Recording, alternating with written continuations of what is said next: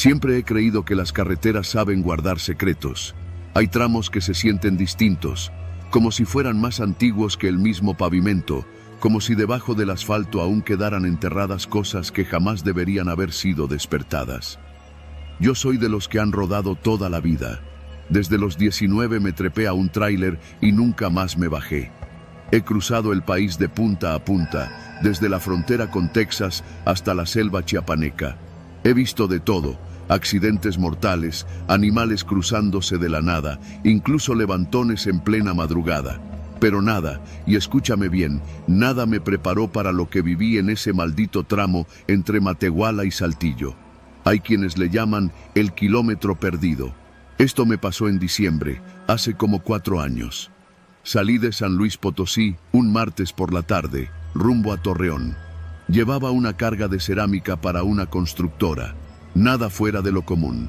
Mi plan era manejar toda la noche, como siempre, para llegar temprano al destino y descansar en un hotel decente. El tráiler estaba en perfectas condiciones, acababa de salir del taller y el clima estaba seco, cielo despejado, ni una sola nube. Pero desde antes de llegar a Matehuala, algo me empezó a inquietar. Primero fue una sensación rara, como si los oídos se me taparan. Me pasó después de pasar el entronque a Cedral.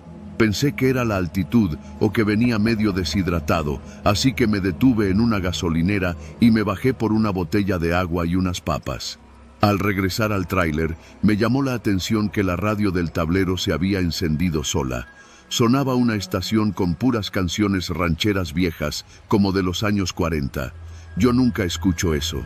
Apagué la radio y me subí de nuevo al camino.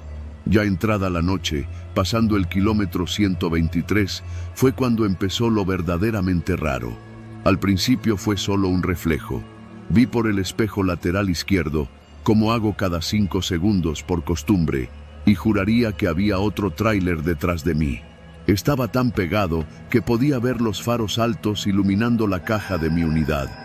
Pensé que el conductor era un imbécil por manejar tan cerca, así que pisé un poco más el acelerador para que me rebasara. Pero no lo hizo. Volví a mirar por el retrovisor. Seguía allí. Pero cuando volteé rápido por la ventana lateral, hacia la carretera, no había nada. La carretera estaba vacía, negra, interminable, sola. Me quedé paralizado por un segundo. Apagué la música para estar más atento. Volví a ver al espejo lateral y ahí estaba de nuevo. El tráiler, grande, con faros potentes, pegadísimo a mí, como si quisiera subirse a mi caja. Volteé al retrovisor derecho. También ahí se reflejaban luces. Era el mismo tráiler, siguiéndome, casi respirándome en la nuca. Pero en el cristal frontal no se veía nada. Me orillé, me bajé. Caminé hasta la parte trasera de mi tráiler y me quedé parado bajo la luz de la luna.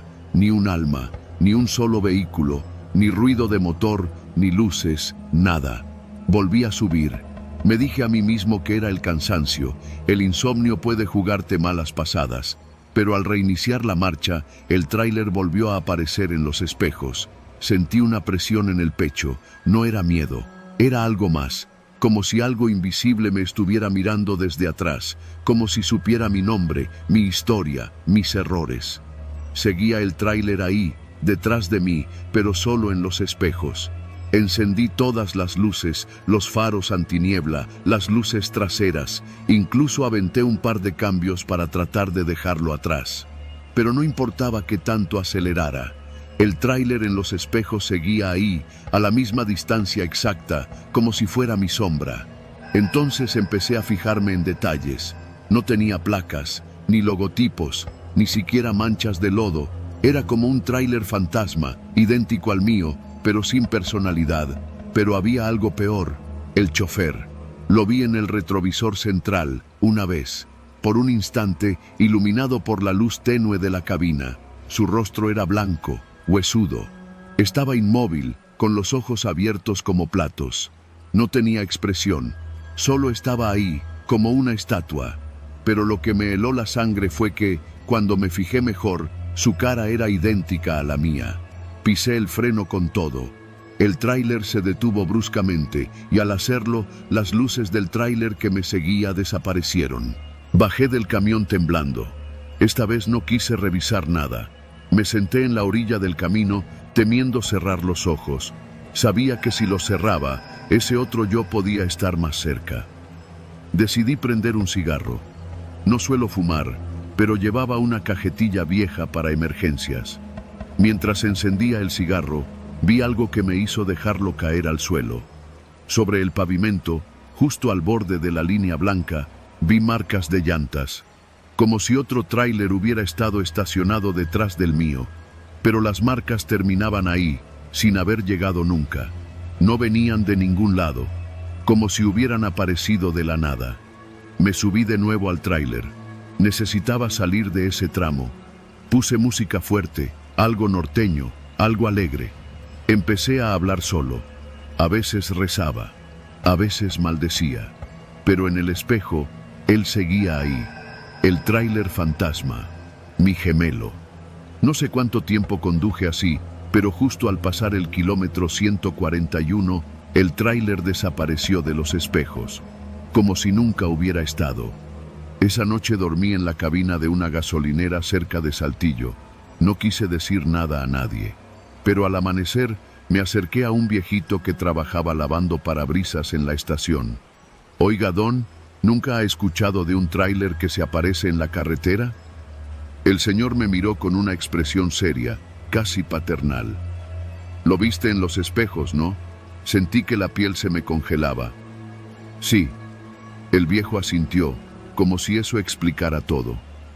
Dicen que ese tráiler aparece en el tramo perdido, donde las cosas no están vivas, pero tampoco muertas. Y si te ves en el espejo y el chofer se parece a ti, es porque llevas algo que no deberías cargar. Le pregunté qué quería decir con eso, pero solo sonrió con tristeza y se alejó. Desde ese día, no he vuelto a manejar de noche. No importa cuánto me paguen. Y en cada espejo retrovisor que miro, sigo esperando volver a ver ese otro tráiler, ese otro yo. Pero más que miedo, lo que siento ahora es una certeza silenciosa. Algo me sigue, algo que solo existe en los espejos, y tarde o temprano va a querer tomar mi lugar.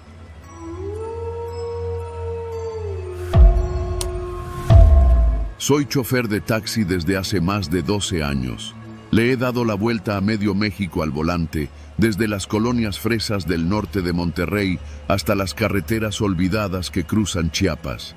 Pero fue en Tijuana donde me tocó vivir lo que ningún cristiano debería presenciar. Yo trabajaba de noche, como muchos, porque es cuando más se gana. Entre semana era tranquilo, pero los fines de semana, otra cosa. Toda la ciudad se desbordaba, sobre todo en la zona roja, allá por la calle Coahuila, donde los gringos vienen a perder la decencia y los locales a venderla. Ahí, entre antros, taquerías y prostíbulos disfrazados de bares, siempre hay trabajo. Borrachos que no saben ni dónde viven, turistas que creen que todo es barato, y mujeres, muchas mujeres, con historias que no preguntan ni permiten responder. Esa noche era sábado. Ya pasaban de las 3 de la mañana. Estaba estacionado cerca de un Oxxo, frente a un lugar que se llamaba El Infierno, uno de esos bares donde las luces de neón apenas alcanzan a disimular la desesperación que se respira. Llevaba ya como 20 minutos sin pasaje y pensé en regresarme a casa. Pero entonces vi a una mujer que salió tambaleándose del bar. Iba sola, descalza, con un vestido rojo chillante y el cabello largo, casi hasta la cintura. Se me acercó sin decir palabra. Apenas se inclinó un poco y abrió la puerta trasera.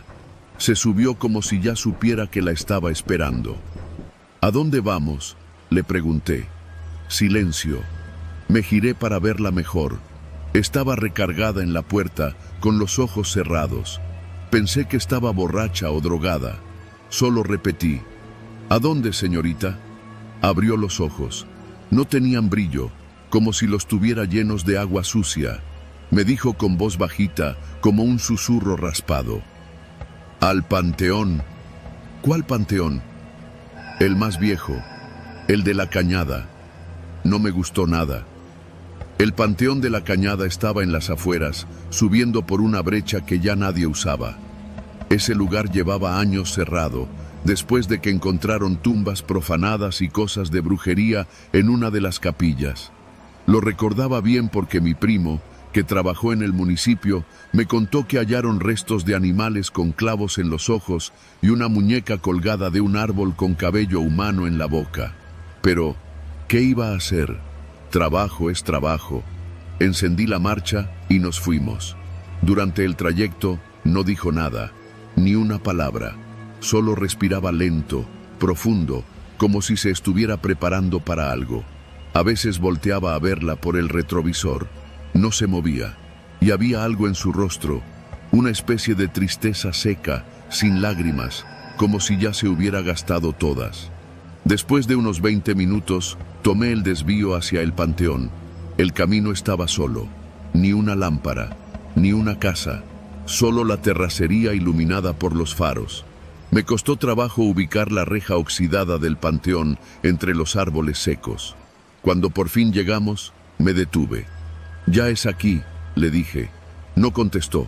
Me giré para verla. El asiento trasero estaba vacío.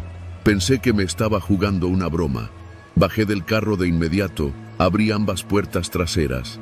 Nada, ni rastro. Me rodeó un silencio raro, denso, como si el aire estuviera pesado. Y entonces lo escuché. Un sonido bajo, como si alguien respirara dentro de la cajuela. Mi cuerpo se tensó al instante. Di la vuelta despacio, sintiendo cómo me latían los oídos. El sonido seguía. Respiraciones largas, profundas. No había nadie cerca. Solo el taxi, el panteón al fondo y los árboles tiesos que se mecían con un viento sin origen. Puse la mano sobre la cajuela. Estaba caliente, como si le hubiera estado dando el sol todo el día, aunque eran más de las 3:30 de la madrugada. Tomé aire, metí la llave y la abrí de golpe. No había nada, solo un vapor negro, espeso, que salió como si lo hubieran encerrado durante años. Olía a carne vieja, a fierro, a desagüe. Retrocedí sin querer, sintiendo que el estómago se me revolvía. El vapor flotó un momento en el aire y luego se disolvió en la oscuridad. No había nada adentro, ni maletas, ni trapos, ni rastros. Volví a cerrar la cajuela con fuerza. Me metí al carro, temblando, y ahí fue cuando vi que el espejo retrovisor estaba completamente empañado, y tenía una palabra escrita con un dedo desde adentro: regresa. El corazón me latía tan fuerte que casi no escuchaba mis pensamientos.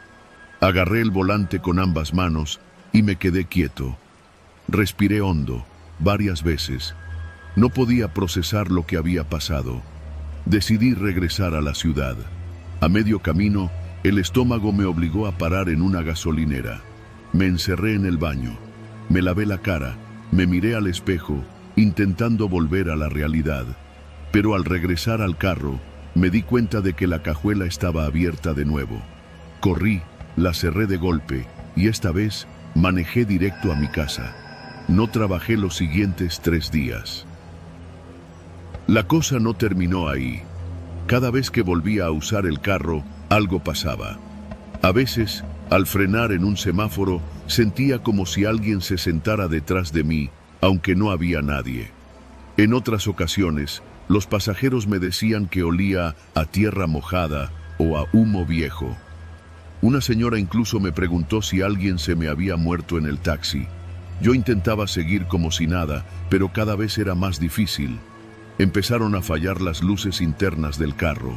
La radio se encendía sola, pero solo sonaba estática, o voces entrecortadas que no lograba entender.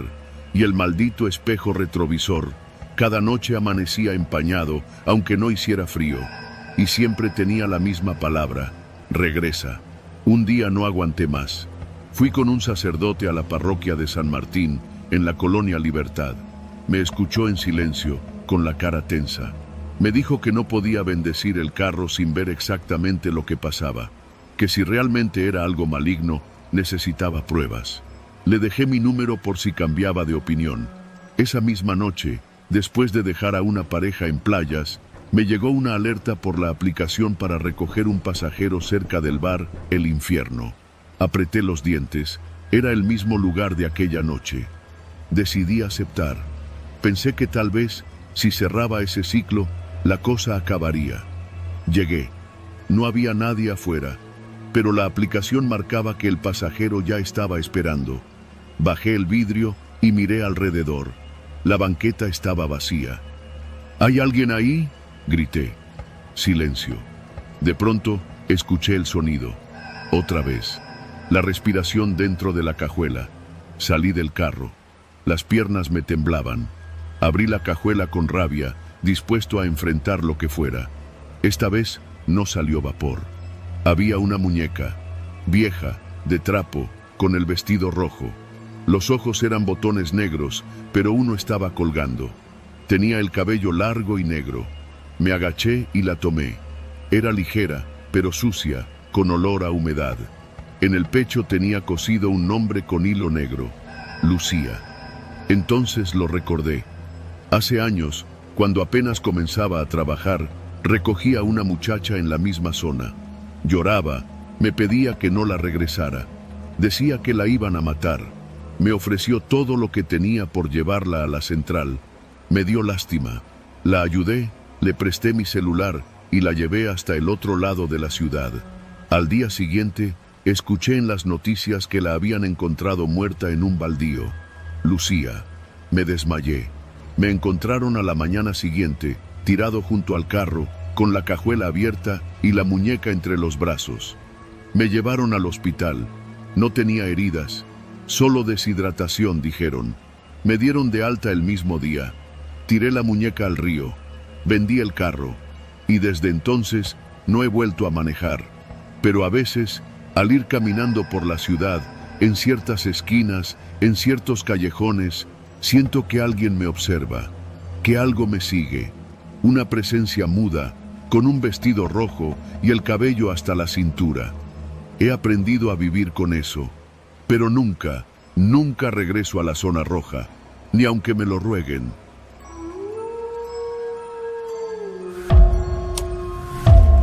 Me llamo Ramiro, tengo 46 años y desde hace casi 20 me dedico a manejar camiones urbanos en Guadalajara.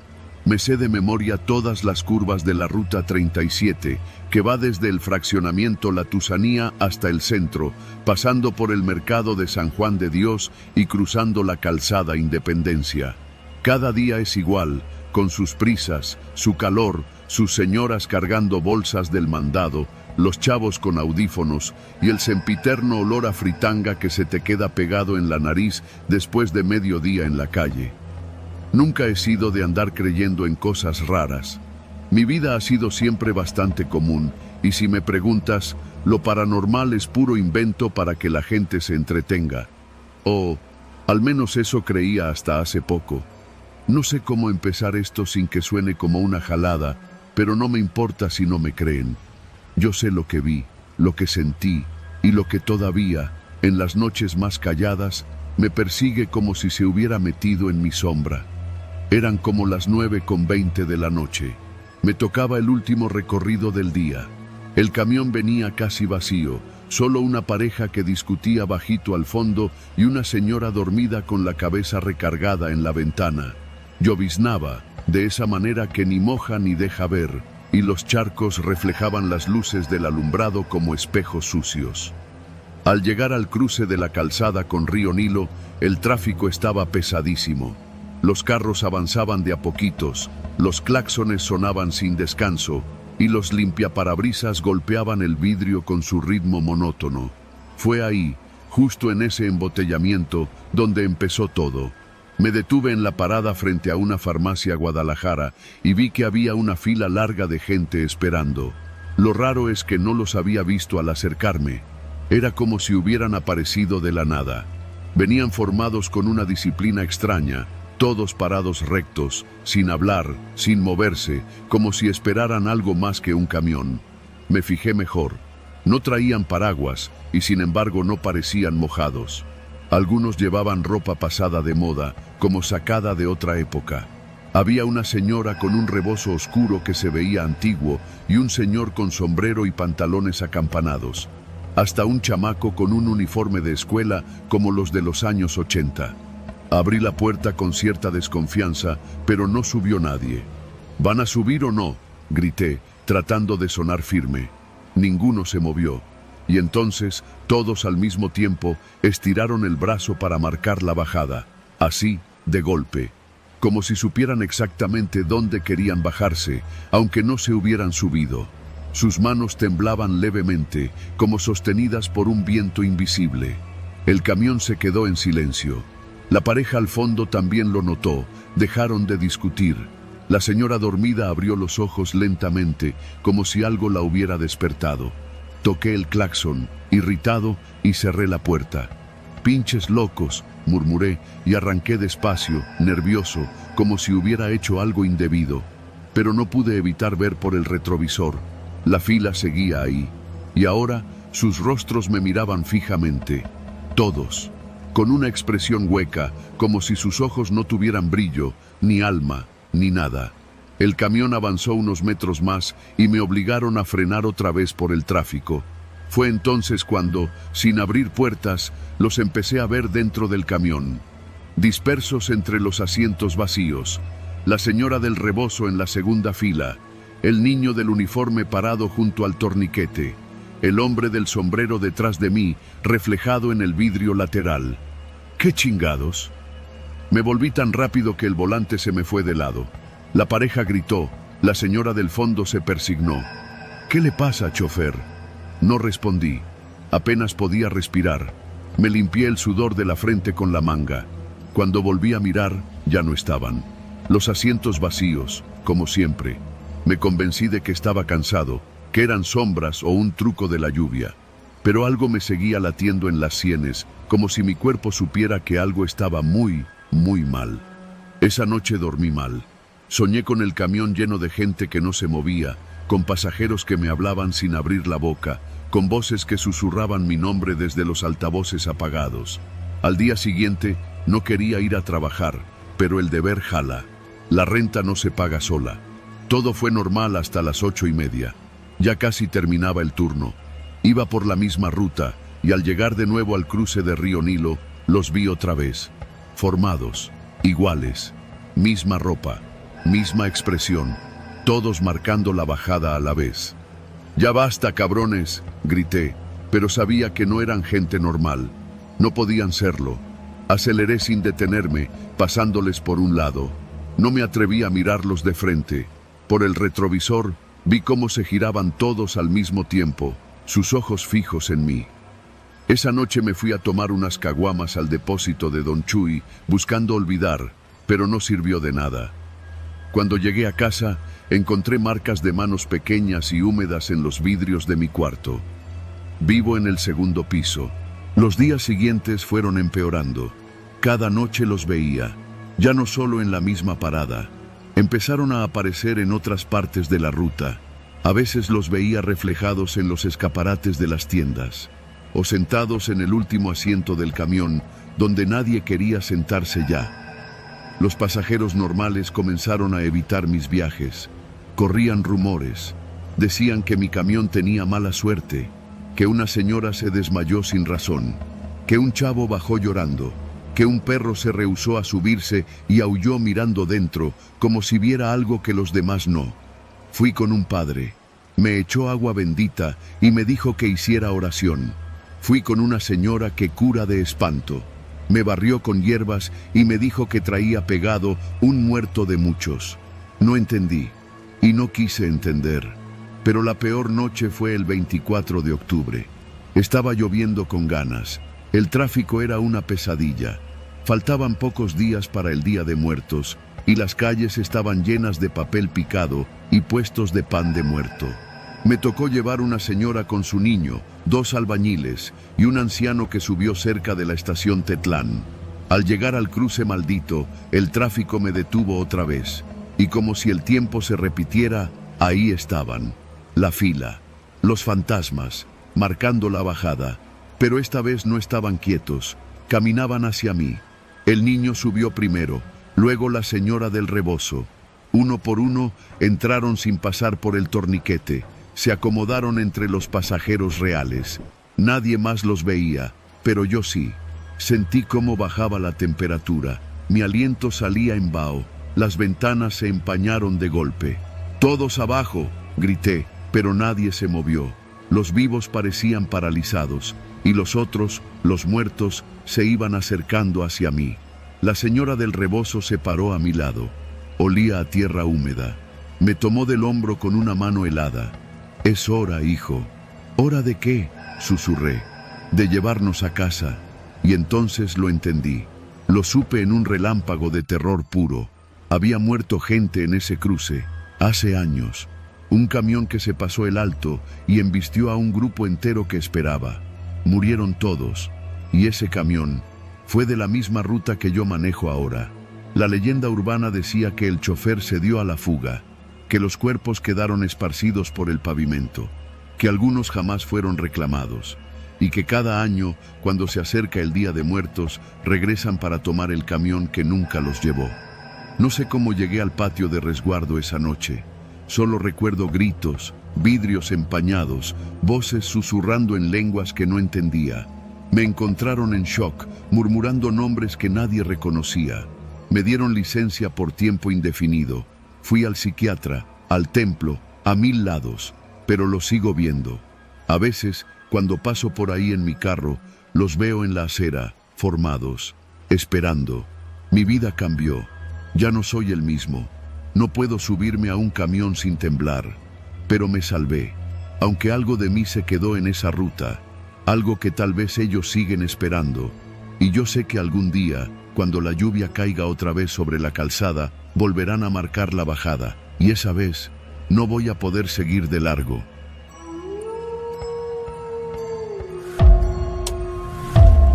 No soy un hombre supersticioso.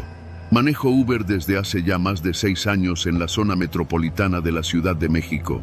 He visto de todo: borrachos vomitando en la cajuela, parejas peleando a gritos en el asiento trasero, policías que me han querido bajar mordida por traer la calcomanía mal pegada. Pero lo que viví hace poco no tiene madre.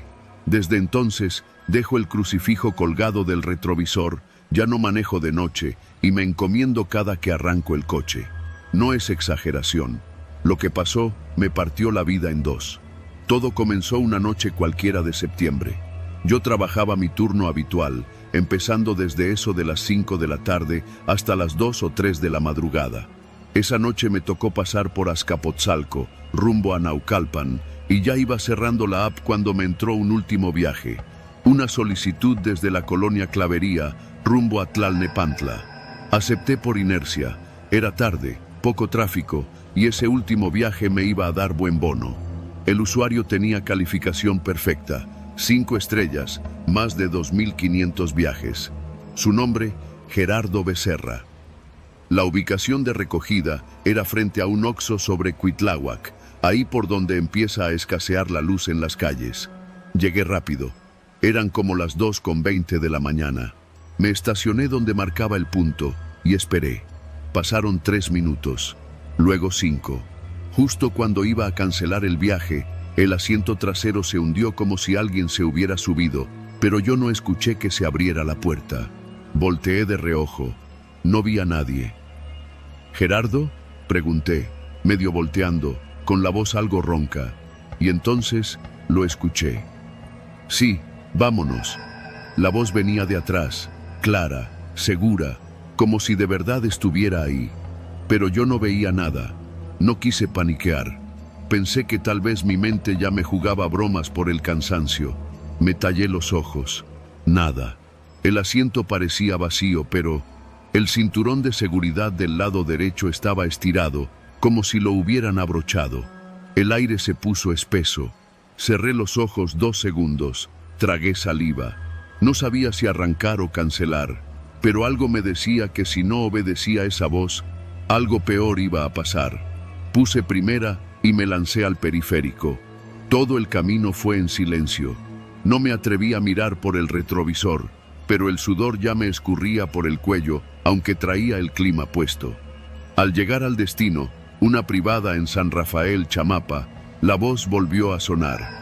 «Aquí está bien, gracias, Miguel». Sentí cómo se desabrochaba el cinturón y la puerta trasera se abría. Esta vez Sí escuché el clic, pero no vi a nadie salir. Solo vi la puerta abrirse y luego cerrarse sola, suavecito. Me quedé congelado. Ni siquiera me atreví a encender la luz de cortesía. La app sonó. Recibiste una calificación de 5 estrellas, decía. Gerardo Becerra. No pude dormir esa noche. Al día siguiente, en la base donde nos juntamos algunos choferes a desayunar en Tacuba, decidí contar lo que me pasó. Pensé que me iban a echar carrilla, pero un señor ya mayor llamado don Everardo, se quedó blanco. Palideció en seco, como si hubiera visto un muerto. ¿Cómo dijiste que se llamaba? Gerardo Becerra. ¿Te suena? El don bajó la mirada, luego sacó su celular y buscó algo. Me mostró una nota del periódico El Gráfico, de hace 3 años. El encabezado decía: encuentran cuerpo de joven conductor de Uber apuñalado en Tlalnepantla.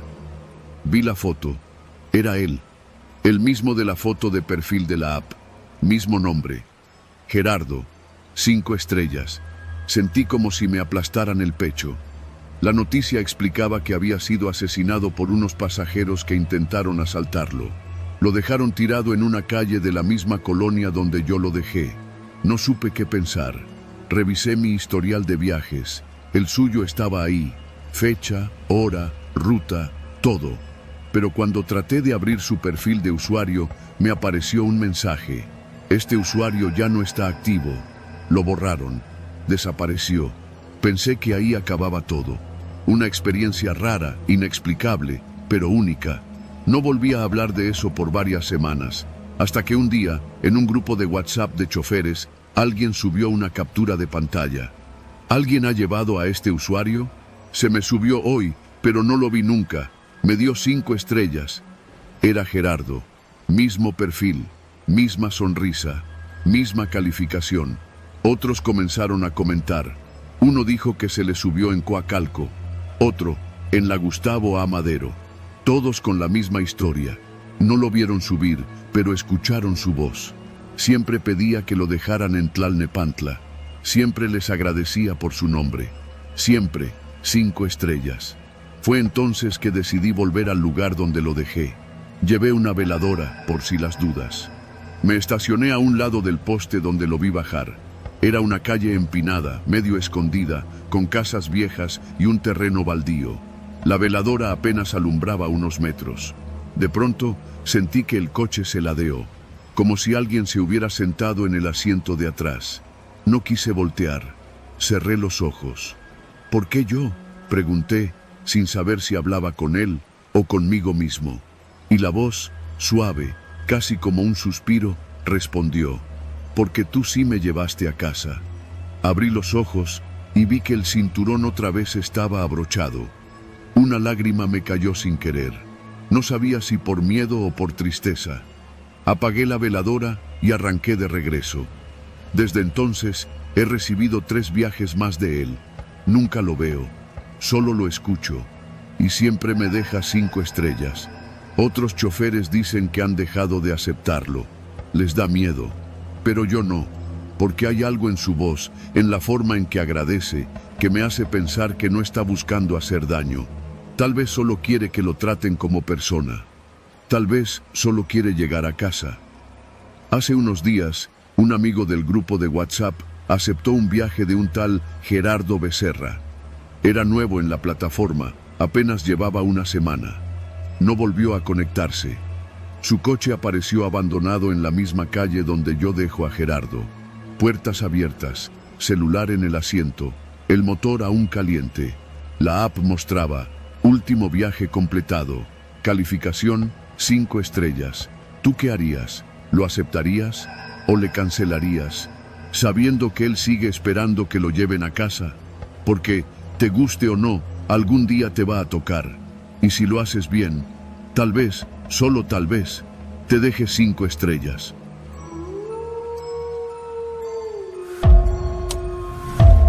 Siempre pensé que si me pasaba algo raro en esta vida, me tocaría en la carretera, tal vez un asalto, un accidente o un maldito retén con policías extorsionadores. Pero nunca imaginé que sería algo así, algo que no se puede explicar ni con palabras ni con rezos, ni con gritos. A veces me convenzo de que ya no soy el mismo hombre que manejaba la ruta Santa Marta-Acatitla Metro Zaragoza desde las 6 de la mañana hasta las 10 de la noche. Lo que viví cambió mi forma de ver todo, la calle, la gente y hasta el maldito motor de mi combi.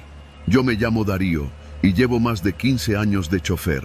Mi vida no tiene nada de especial. Me levanto antes del amanecer, me echo un café con pan del día anterior, reviso el aceite y la presión de las llantas y salgo a ganarme la vida. Esa combi modelo 89 me la vendió mi tío Rodrigo después de que lo torcieron vendiendo mercancía robada en la central de abastos. Me salió barata, pero traía detalles, como dicen, cosas menores. El claxon fallaba, el velocímetro estaba muerto y la puerta lateral se atascaba a veces. Pero el motor jalaba bien, y en la chamba eso es lo único que importa. Yo operaba desde una terminal improvisada en la calle de Francisco I. Madero, a unas cuadras de la calzada Zaragoza. Era un terreno baldío que usamos los choferes como base. La gente lo conocía como El Corralón, aunque nunca fue oficial.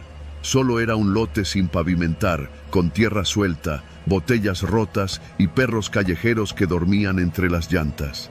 Había una lona parchada colgada de unos tubos donde nos protegíamos del sol y un carrito de tamales que siempre estaba ahí desde las 5. Fue una mañana de jueves cuando empezó todo. Yo llegué como siempre, saludé al tamalero, me eché un guajolocombo y me subí a mi combi. Eran poco más de las 5:30. A esa hora todavía no hay pasaje, así que me acomodé para esperar a que saliera el primer flujo de gente. Entonces lo sentí. Fue apenas un golpecito, leve, casi imperceptible, como si alguien hubiera pateado el piso desde abajo. Pensé que alguna piedra o rama había quedado atorada y se soltó. No le di importancia, pero al día siguiente volvió a pasar. Esta vez fue más fuerte. Un pom, seco, justo debajo de mi asiento. Me bajé de inmediato, revisé el chasis, miré si había algún bache profundo, alguna fuga, pero no vi nada raro. Un chofer veterano como yo sabe cuándo preocuparse por un ruido, y aquello no parecía mecánico.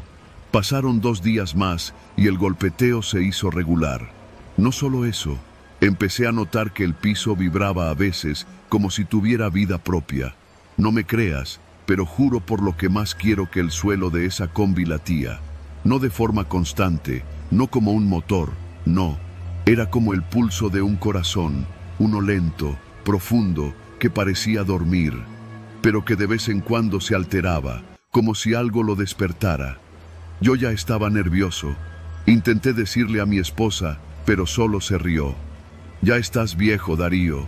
Capaz que te está dando algo en el coco», me dijo mientras lavaba los trastes. Empecé a dudar de mí mismo. Tal vez si era cansancio o el estrés de la ruta, con tanto tráfico y pasajeros mal encarados. Pero la siguiente semana las cosas escalaron. Una madrugada llegué al corralón más temprano de lo normal. Había tenido una pesadilla, una en la que una mujer sin rostro me hablaba desde el asiento trasero, y decidí irme a trabajar antes de quedarme solo en casa. El lote estaba más oscuro que de costumbre. Ni el tamalero había llegado. Me subí a la combi, cerré la puerta corrediza con dificultad y encendí el tablero. El motor arrancó al primer intento, pero el radio empezó a sonar sin estar encendido. Era estática, pura interferencia, pero entre el ruido pude escuchar una voz, apenas un susurro. «No te vayas». Apagué todo de golpe y me quedé quieto. El piso debajo de mis pies empezó a latir, más fuerte que nunca. Esta vez no fue sutil, era un bom bom, poderoso, como un tambor gigante enterrado bajo el vehículo. Me bajé de inmediato, con las piernas temblando. Entonces la vi. Detrás de la combi, a unos 3 metros, había una figura. No caminaba. Flotaba apenas a unos centímetros del suelo. Era una mujer, pero su rostro estaba borroso, como cubierto por una neblina que solo la rodeaba a ella. Llevaba un vestido blanco, largo, manchado de algo oscuro. Yo no me moví. Sentí que el aire se volvía espeso, caliente, como el vapor de una olla hirviendo. La mujer extendió la mano hacia la combi. Sus dedos eran largos, huesudos, y goteaban un líquido negro que caía en el lodo sin salpicar. Corrí. No recuerdo cuánto tiempo estuve escondido detrás de una combi vecina. Cuando regresé, ya no había nadie. La figura se había desvanecido, pero en la tierra, justo debajo de donde estuvo, había una marca. Un círculo perfecto, como hecho con ceniza. Dentro, las huellas de pies descalzos. Desde ese día, el piso dejó de latir esporádicamente y empezó a hacerlo todo el tiempo. A cualquier hora, con o sin pasaje. Algunos pasajeros lo notaban. «Oiga, se siente raro su carro, ¿eh?», decía alguno, o «ya vio que tiembla el piso», pero nadie lo decía en serio. Lo tomaban como una falla más de una unidad vieja. Una noche, ya cerca de las 11, tuve que regresar solo al corralón. Era tarde porque un señor de la tercera edad se me había desmayado a mitad de la ruta y lo llevé al hospital Balbuena. Cuando llegué al lote, estaba vacío. Ni un alma. Apagué el motor, bajé mis cosas y antes de cerrar la puerta lateral, escuché que algo se arrastraba dentro. Pensé que era un perro. Volví a subir y encendí la linterna del celular. En el asiento trasero, algo se movía. Parecía un bulto de trapos al principio, pero luego noté que respiraba. Se inflaba y desinflaba, como si fuera una criatura viva, cubierta de una tela mojada. Me acerqué con miedo y al tocarlo, la tela cayó sola. Lo que vi no lo puedo olvidar. Era un corazón, uno humano, enorme, latiendo solo, sin estar conectado a nada. Su carne palpitaba con fuerza y de sus arterias colgaban cables eléctricos, como si se hubiera injertado a la combi. La sangre chorreaba por el asiento y caía al suelo, donde se absorbía en las grietas de la lámina. Vomité. Salí corriendo y no volví por 3 días. Cuando regresé, la combi estaba limpia. Ni sangre, ni trapos, ni corazón. Pero el latido seguía ahí. Quise venderla. Fui a un taller, hablé con conocidos, pero nadie la quería. Un mecánico de Iztapalapa, de esos que lo arreglan todo, la revisó y me dijo una frase que se me quedó grabada. Tu unidad no está poseída, está viva y no te va a dejar ir tan fácil. Desde entonces, los fenómenos aumentaron. Voces en los espejos retrovisores, canciones que suenan al revés, ruidos de pasos cuando manejo solo. Una vez una niña de unos 8 años se subió y se sentó en la parte trasera. No habló en toda la ruta. Bajó en una calle vacía. Cuando volteé, sus pies no tocaban el suelo. Pero lo más terrible ocurrió hace un mes. Era domingo y ya iba de regreso a casa. El tráfico estaba ligero. Iba por Calzada Ignacio Zaragoza cuando el motor se detuvo de golpe. La combi se apagó por completo, justo frente al Panteón Civil de San Nicolás Tolentino. Intenté encenderla, pero no respondía. De pronto, el piso empezó a latir tan fuerte que me sacudía el cuerpo entero. Las ventanas se empañaron. Afuera no se veía nada. Fue entonces que escuché decenas de voces. No gritaban, rezaban en latín. La temperatura bajó tanto que mi aliento salía en vapor. Del asiento del copiloto emergió una figura. Era la misma mujer sin rostro. Esta vez habló con claridad. Esta es su casa. Él te eligió. Eres el nuevo corazón. Luego todo se apagó. Desperté horas después. La combi estaba encendida, en marcha. El motor rugía con fuerza, más fuerte que nunca. Pero yo no había tocado nada. Sentí un dolor agudo en el pecho. Me abrí la camisa y vi que tenía una marca, un círculo oscuro, quemado en la piel. En el centro, una especie de símbolo que no reconocí. Desde ese día, el latido no viene del piso. Viene de mí. Sigo trabajando. No me queda de otra. Necesito el dinero. La combi no me deja ir y yo no puedo alejarme de ella sin sentir que algo me jala de regreso. Es como si nuestros cuerpos se hubieran fundido. A veces, cuando manejo por la madrugada y no hay pasajeros, el radio se enciende solo y entre la estática, una voz femenina canta algo en náhuatl, como una vieja canción de cuna. Yo solo acelero y trato de no escuchar, porque sé que si me detengo, si dejo de trabajar aunque sea un solo día, Ese corazón va a dejar de latir, y entonces el que va a morir soy yo.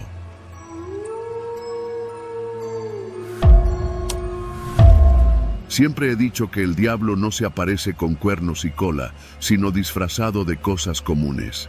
A veces hasta lo cargas contigo sin saberlo. Como me pasó a mí aquella noche maldita en la Sierra de Durango, cuando levanté ese maldito espejo que no debía ni haber mirado. Me llamo Ricardo Campos, soy chofer de tráiler desde hace más de 20 años. Recorro el país de punta a punta, pero lo que más he transitado es la ruta que cruza de Mazatlán a Gómez Palacio, pasando por la Sierra Madre Occidental. Una ruta pesadísima, con curvas traicioneras y neblina espesa que no perdona. Esa noche iba rumbo a Durango, manejando un Kenworth blanco modelo 97, de esos que ya sienten cada bache como si fuera una herida. Llevaba un cargamento de abarrotes para una distribuidora en Lerdo. Todo marchaba bien. Había salido de Mazatlán pasadas las 8 de la noche, con café cargado, música norteña y las luces altas cortando la oscuridad. Nada fuera de lo común. Fue cerca del kilómetro 211, justo después del segundo túnel grande, donde la niebla se volvió tan espesa que apenas si veía la línea amarilla del acotamiento. Bajé la velocidad a unos 30 kilómetros por hora. Iba tenso, pegado al volante, y entonces lo vi. Era un objeto al lado del camino, entre la maleza húmeda y los troncos caídos. Reflejaba las luces del tráiler como si fuera metal o vidrio. Me orillé, porque algo en mí, no sé si curiosidad o pura estupidez, me dijo que valía la pena revisarlo. Bajé con la lámpara en mano. El aire olía a pino mojado y tierra viva. No se escuchaba más que el motor encendido y mi respiración. Era un espejo viejo, grande, con un marco de madera labrada. Tenía grabados extraños, como raíces entrelazadas, serpientes o lianas. No supe bien. Estaba apoyado contra un árbol, como si alguien lo hubiera dejado ahí a propósito. El cristal estaba limpio, pero no reflejaba lo que debía.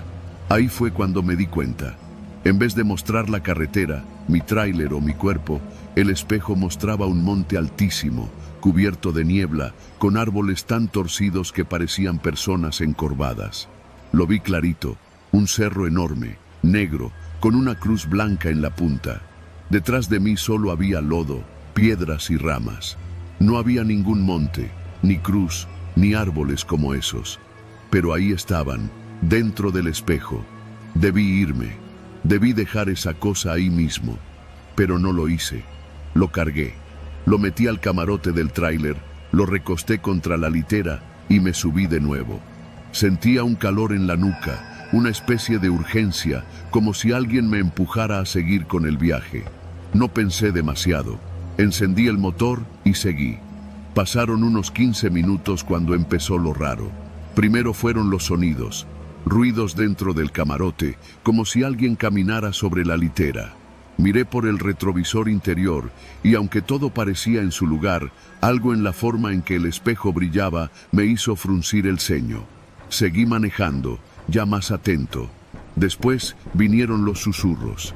No eran voces claras, más bien como murmuraciones que se arrastraban por la cabina. Pensé que era el radio fallando, pero estaba apagado. Entonces bajé el volumen del estéreo y los escuché más nítido. Eran palabras en un tono bajísimo, como si alguien estuviera rezando al revés. Me empecé a poner nervioso. Encendí un cigarro y abrí la ventana. Fue entonces que vi por el espejo retrovisor algo que me heló la sangre. El monte. Ese mismo monte del espejo, ahora reflejado también en el cristal del retrovisor. Me detuve en seco. Apagué el motor. Respiraba como si hubiera corrido una maratón. Bajé del tráiler. El monte no estaba. Solo pinos y niebla, como debía ser. Subí de nuevo. Revisé el espejo maldito. Pero ya no estaba vacío. Había alguien dentro. Una figura parada al pie del monte, delgada, sin rostro, cubierta con un rebozo oscuro. No se movía, solo estaba ahí, mirándome desde otro mundo. Quise sacarlo, aventarlo a la carretera, pero cuando lo intenté, estaba pegado al camarote, como si las raíces del marco se hubieran incrustado en la pared del tráiler. Volví al volante, arranqué. Ya no me importaba llegar a destino, solo quería encontrar una gasolinera, una caseta, un puto retén, lo que fuera. Pero todo desapareció. La carretera que conocía de memoria había cambiado. Ya no había señalizaciones, ni topes, ni siquiera las líneas del pavimento. Era solo una franja negra que se perdía entre árboles torcidos, igualitos a los del monte en el espejo. Intenté activar el GPS. Nada, sin señal. Miré la hora. Marcaba las 3:33, pero el reloj no avanzaba. La figura en el espejo ahora estaba más cerca. Se movía. No caminaba como nosotros. Deslizaba los pies, como si flotara. Me paralicé. La vi acercarse, lento, entre árboles muertos. Estaba ya al borde del cristal, y entonces golpeó. Un golpe seco, como si alguien desde adentro tocara el vidrio para que lo dejara salir. Apreté el volante. Lloraba. Sí, lloraba como niño, sin poder detenerme. Nunca me había sentido tan solo, tan completamente jodido. Entonces vi que el monte que no existía, ya no estaba solo en el espejo, estaba frente a mí. El camino real se había desvanecido. Estaba manejando directo hacia ese cerro negro, con la cruz blanca en la punta. Sentí un olor horrible, como carne podrida. El motor empezó a fallar, el tráiler se apagó por completo, y ahí estaba, parado frente a mí, la figura, alta, delgada, sin rostro, con el rebozo ondeando como si hubiera viento. Pero no lo había, no en este lugar. Intenté abrir la puerta, pero no se movía. Ni siquiera pude romper la ventana. Todo estaba trabado. El espejo empezó a gotear sangre. No era metáfora. Gotas rojas y espesas caían del marco y el cristal parecía hervir. La figura alzó un brazo y entonces vi su mano. Tenía dedos larguísimos, con uñas como cuchillas. Me apuntó y escuché algo dentro de mi cabeza. Traes mi reflejo, ahora te reflejarás tú. Todo se volvió negro. Desperté en un barranco, con el tráiler volcado, milagrosamente vivo. Herido, sí, pero con vida. Me encontraron al amanecer unos jornaleros. Me dijeron que estaba a unos kilómetros de una comunidad llamada El Salto. Nunca llegaron los paramédicos, solo la policía rural. Me hicieron preguntas, tomaron fotos. El espejo no estaba. No quedó nada del camarote. Ni huellas, ni marcas. Solo sangre, según dijeron, pero ninguna herida en mi cuerpo explicaba de dónde salió. Desde esa noche no manejo. Dejé los caminos. Vivo en un cuarto en Gómez Palacio, apenas salgo. No duermo bien. Cada tanto, en cualquier superficie brillante, veo el monte, con su cruz blanca, y la figura, siempre mirándome, como si estuviera esperando que regrese por ella, o peor, que ella venga por mí. Y a veces, cuando la noche es más oscura que de costumbre, creo escuchar un golpe suave, como de uñas sobre vidrio, llamándome desde el otro lado.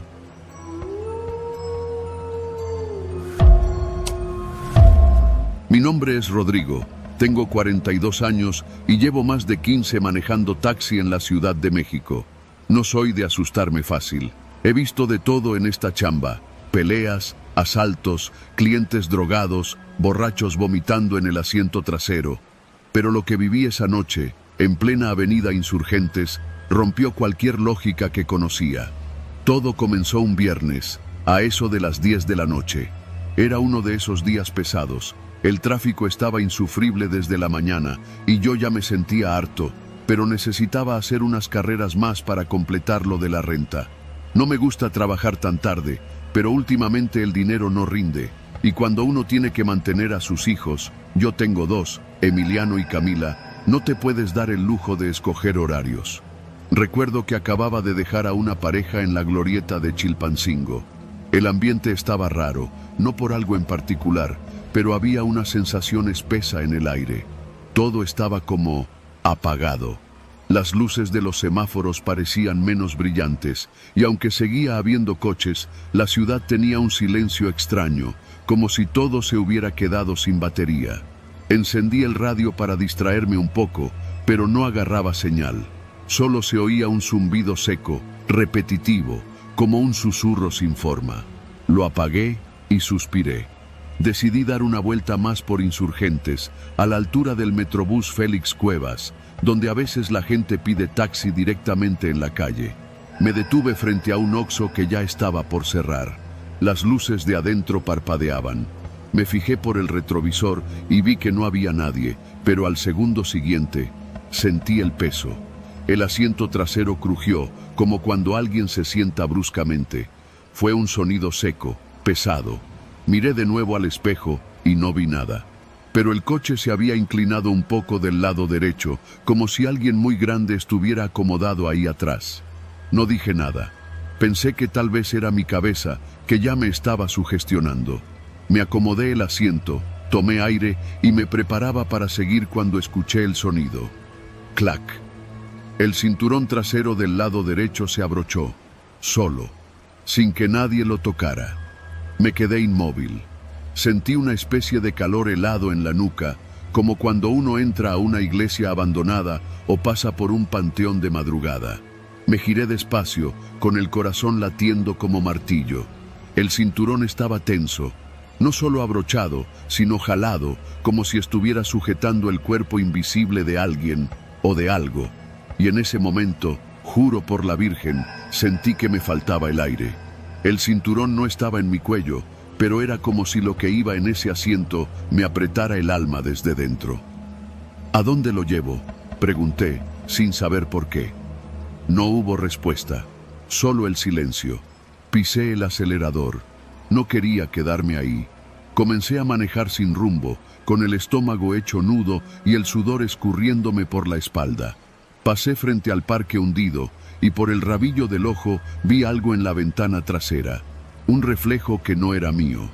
Pálido, redondo, como una cara sin facciones.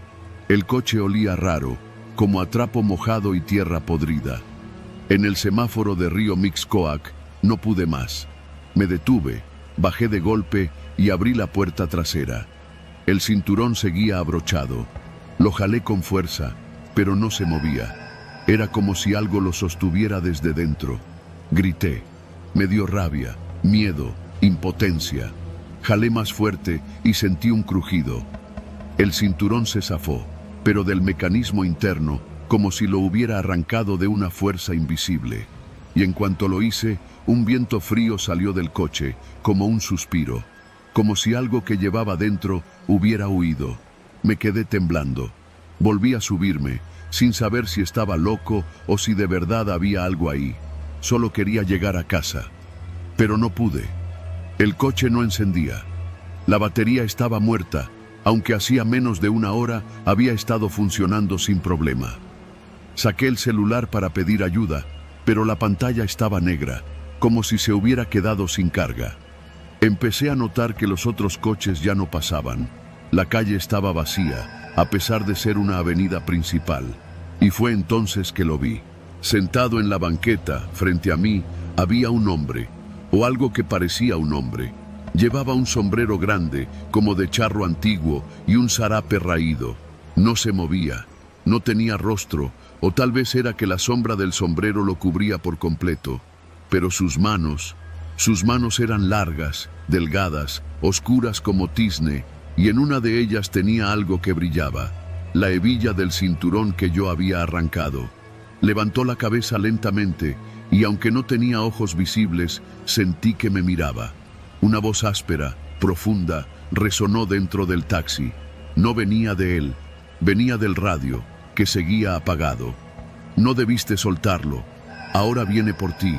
Quise salir corriendo, pero el cinturón del asiento del conductor se enrolló alrededor de mi torso, apretándome de golpe. No podía moverme. Grité con todas mis fuerzas mientras el coche comenzaba a vibrar, como si algo enorme intentara salir de las entrañas del asiento. La ventanilla del copiloto estalló en 1000 pedazos. Una figura negra, hecha de humo espeso, se arrastró dentro del coche y se colocó detrás de mí. No podía verla con claridad, pero la sentía, como si una presencia enorme y vieja se posara sobre mi espalda. Y entonces escuché su respiración, lenta, constante, sobre mi cuello. El cinturón trasero se tensó de nuevo. Esta vez La punta se extendió hacia adelante, enredándose alrededor de mi cuello. Jalé con desesperación, pateé, me golpeé contra el volante. Pero entre más forcejeaba, más fuerte se apretaba. Mis ojos comenzaron a llenarse de manchas negras. Y justo cuando pensé que me iba a morir ahí, asfixiado por algo que ni siquiera podía ver, la hebilla del cinturón salió volando y cayó al suelo, como si algo hubiera cambiado de parecer. Me desmayé. Desperté en la madrugada, en una banqueta frente al Oxxo. El taxi estaba estacionado con las luces apagadas. El vidrio roto ya no estaba roto. El cinturón estaba en su sitio, como si nunca hubiera pasado nada. Pero yo tenía marcas moradas en el cuello. Fui al hospital y el médico me dijo que era una especie de reacción alérgica o que tal vez me había rascado dormido. No le conté la verdad. ¿Cómo explicar lo que ni yo entendía? Desde esa noche no volví a manejar de noche. Cambié de oficio. Vendo fruta en un tianguis por la colonia del Valle. Gano menos, pero duermo tranquilo. Bueno, casi. A veces, cuando cierro los ojos, escucho un clic metálico cerca de mi oído, como una hebilla abrochándose. Y sé que él sigue ahí, esperando que vuelva a manejar, esperando su siguiente paseo. Porque en esta ciudad, uno nunca sabe qué se sube al asiento trasero.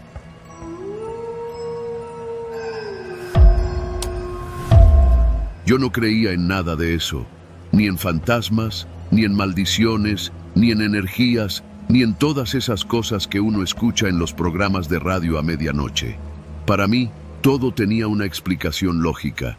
O era el estrés, o era el cansancio, o de plano la imaginación. Pero esa noche, esa maldita noche, algo me hizo cambiar de opinión para siempre. Eran como las 11:20 de la noche, un martes cualquiera, de esos en los que la ciudad parece tragarse a sí misma bajo la lluvia. Llevaba más de 8 horas manejando sin parar, recogiendo gente desde Santa Fe hasta el aeropuerto. Estaba cansado, claro, pero me faltaban unas 2 horas más para cumplir mi meta del día. A esas horas, los viajes eran más caros, y aunque me daba miedo andar tan noche, la necesidad me ganaba. Vivía en Iztacalco con mi mamá y mi hermana, y entre la renta, los medicamentos de mi jefa y los pagos del carro, no me podía dar el lujo de descansar. Esa noche llovía como pocas veces había visto. La tormenta se desató con fuerza alrededor de las 10:30.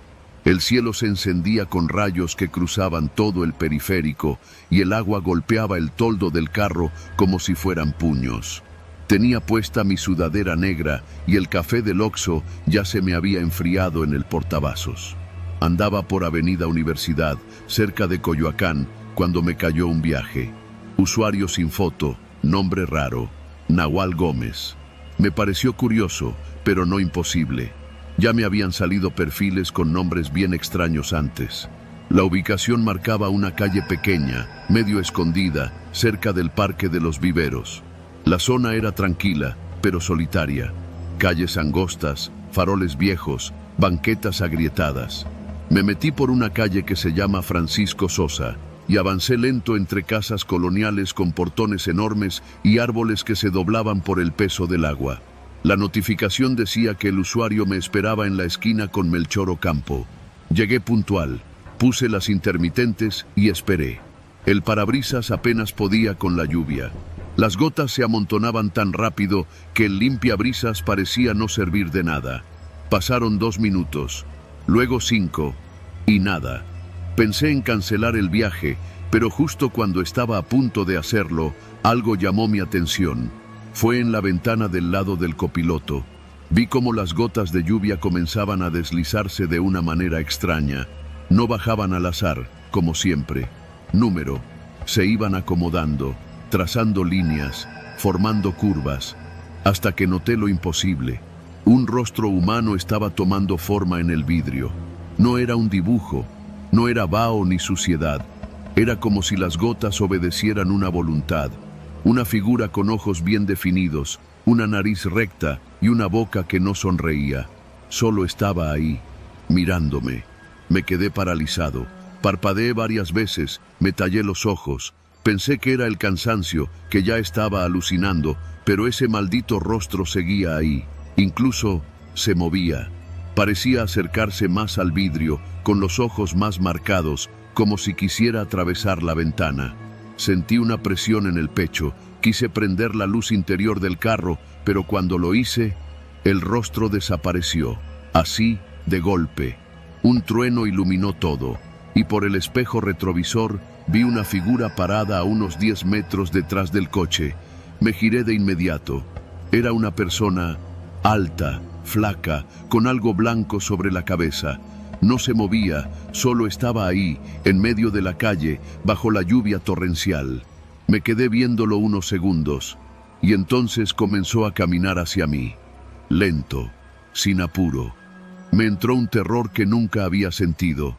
Pisé el acelerador, di vuelta en U y salí de esa calle lo más rápido que pude. Pensé en terminar la jornada, pero el orgullo me ganó.